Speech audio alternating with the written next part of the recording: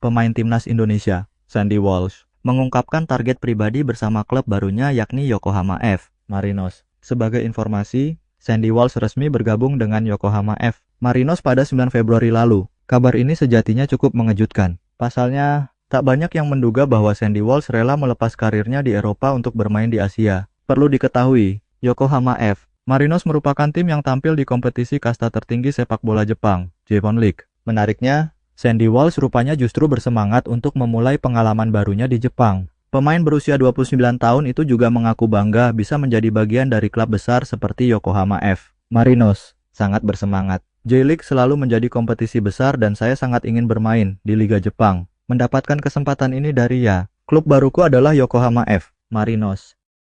Konnichiwa, Marinos family. Hajime mashite, Sandy desu. I hope to see you guys soon in the stadium and at the games. I will be fighting for these colors, so let's go. And you can call me Walshy. See you soon. Bye. Suatu kehormatan besar dan saya menghargainya. Saya tidak menerima begitu saja, tapi saya akan bekerja sangat keras. Ya, saya sangat senang, kata Sandy Walsh, dilansir dari Instagram status Sorry It, Senin 10 Februari. Lebih lanjut, Sandy Walsh bicara terkait targetnya bersama Yokohama F. Marinos. Dalam hal ini, Sandy Walsh mengungkapkan target dalam jangka pendek. Pemain berposisi sebagai bek sayap kanan itu memiliki target untuk bisa segera beradaptasi. Yes. This one, huh? Yes. Last year. Why is this detail? What is it? Right. Asia. Oh yeah. Argentina. Second place, huh? Yes. This year winner. What is it? Sandy Walsh ingin mendapat menit bermain di Yokohama F. Marinos, jadi ambisinya adalah beradaptasi dengan cepat. Untuk mendapatkan waktu bermain dan saya ingin menunjukkan bisa bermain di J-League secepat mungkin, ucap Sandy Walsh. Sementara itu, jadwal J1 League musim 2025 sebentar lagi akan dimulai. J1 League 2025 rencananya mulai pada 14 Februari 2025. Duel antara Gamba versus Cerezo Osaka menjadi laga pembuka. Yokohama F. Marinos sendiri baru akan menjalani laga pertama pada 15 Februari 2025.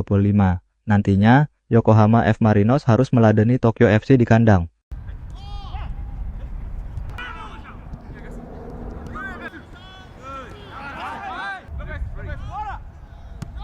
Sandy Walsh juga menunjukkan keseriusannya dengan belajar bahasa Jepang seusai bergabung dengan Yokohama F. Marinos. Pemain berusia 29 tahun tersebut mengaku sebenarnya tidak mudah memutuskan bergabung dengan klub Asia tersebut. Namun, ia akhirnya memilih meninggalkan kompetisi Eropa dan bergabung dengan Yokohama F. Marinos. Dalam wawancara di Instagram status pro, bek timnas Indonesia ini berbicara banyak hal. Ia berbicara soal perkembangan sepak bola yang semakin meningkat di Asia, terutama timnas Indonesia. Pemain yang memiliki darah keturunan Surabaya dari sang nenek itu mengatakan bahwa ia senang bergabung ke Yokohama F. Marinos. Setelah memutuskan bergabung dengan klub Jepang ini, Sandy Walsh pun memiliki ambisi besar untuk bisa cepat beradaptasi dengan tim. Pasalnya, sebagai pemain tentu saja ia ingin bisa cepat mendapatkan menit bermain dengan Yokohama F. Marinos ini. Oleh karena itu, Sandy Walsh pun memiliki cara tersendiri agar bisa cepat beradaptasi dengan tim. Sandy Walsh mengaku saat ini ia tengah serius belajar bahasa Jepang.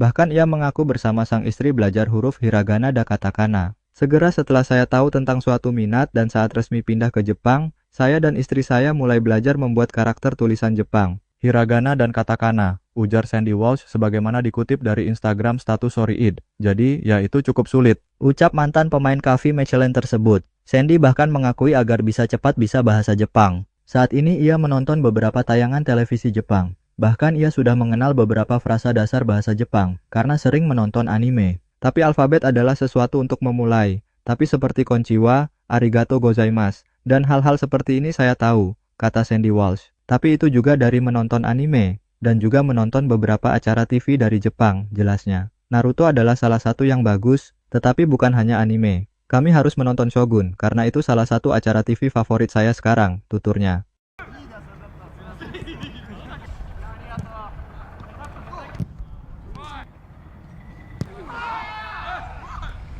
Pemilik 17 caps timnas Indonesia tersebut mengaku tidak terlalu sulit untuk memutuskan hijrah ke Jepang. Dirinya mengaku siap untuk menghadapi perubahan sedini mungkin. Sandy Walsh sudah tak sabar untuk merasakan kesempatan di Liga Jepang. Tidak, Keputusan itu tidak sulit, ujar Sandy Walsh dikutip dari YouTube Pro Sport.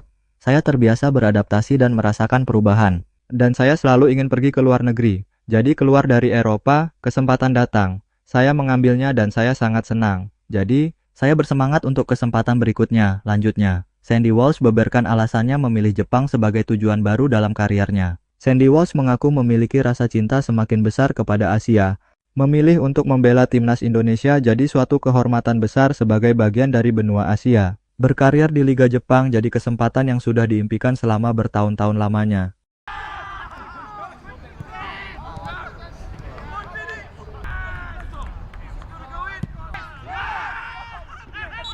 Cinta untuk Asia telah tumbuh semakin besar, ujar Sandy Walsh. Terima kasih untuk bisa bermain untuk timnas Indonesia. Saya bangga menjadi orang Asia. Bangga menjadi setengah Asia katakanlah. Tapi saya merasakan akar Asia. Saya ingin datang ke Asia, dan mungkin mulai dari level tertinggi. Dengan mendapatkan kesempatan ini di J-League, ambisi dan tujuan yang telah saya terapkan.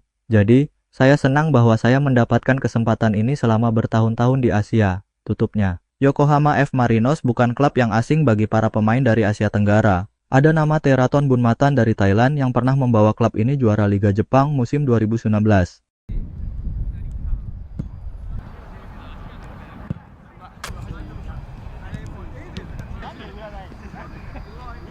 Berita selanjutnya datang dari timnas Australia, yang tengah mengalami nasib kurang mengenakan sebelum jumpa timnas Indonesia dalam lanjutan kualifikasi Piala Dunia 2026.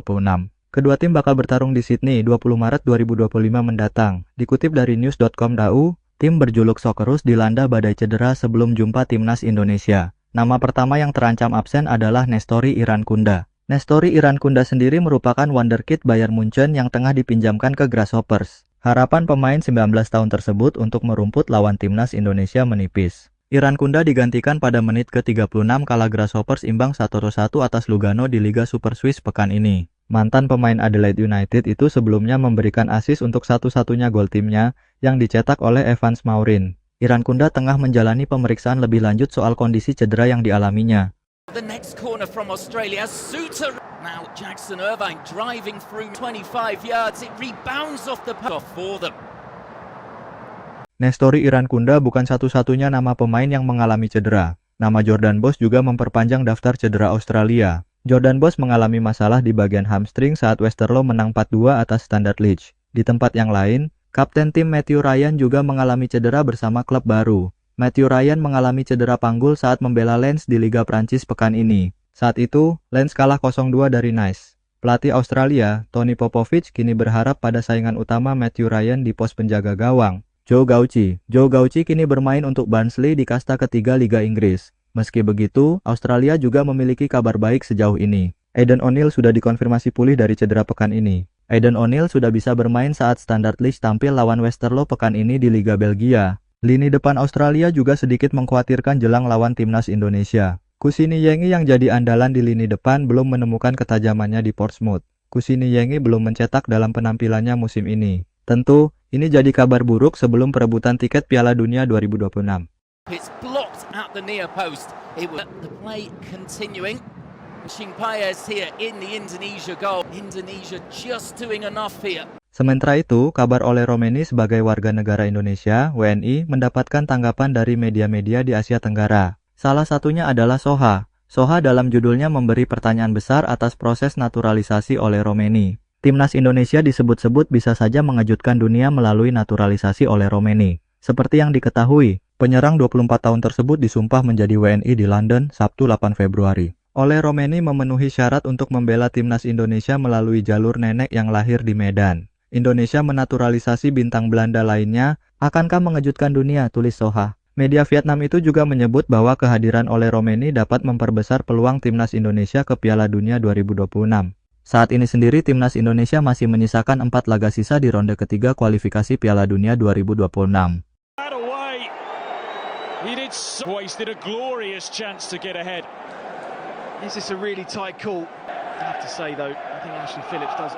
Jika skuad Garuda mampu finish sebagai peringkat 2 besar, maka satu tiket Piala Dunia 2026 berhasil digenggam oleh Indonesia. Dengan masuknya faktor baru oleh Romeni, harapan sepak bola Indonesia untuk meraih tiket ke putaran final Piala Dunia 2026 semakin besar, tulis Soha. Usai disumpah sebagai WNI, Ketua Umum PSSI punya harapan besar kepada Ole Romeni. Ole Romeni diharapkan dapat mempertajam lini depan Timnas Indonesia. Terima kasih kepada DPR RI, Presiden Republik Indonesia, Kementerian Pemuda dan Olahraga, Kementerian Hukum dan semua pihak yang sudah membantu terlaksananya naturalisasi ini, ujar Erick Thohir. Semoga dengan kehadiran Ole Romeni di Timnas Indonesia, daya gedor skuad Garuda semakin tajam, dan bisa memberikan dampak positif bagi Timnas Indonesia, tuturnya. Kehadiran Ole Romeni di lini depan jelas jadi berkah bagi Timnas Indonesia. Pasalnya, Ole Romeni bisa menguasai banyak posisi di lini depan.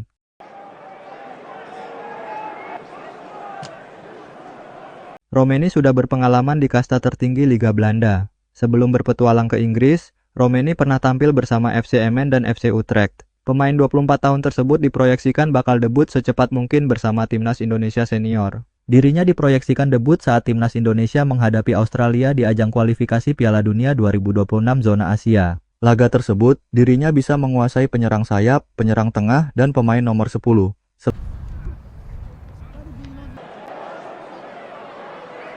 It was Struijk who took it on. Player signed from FC Utrecht.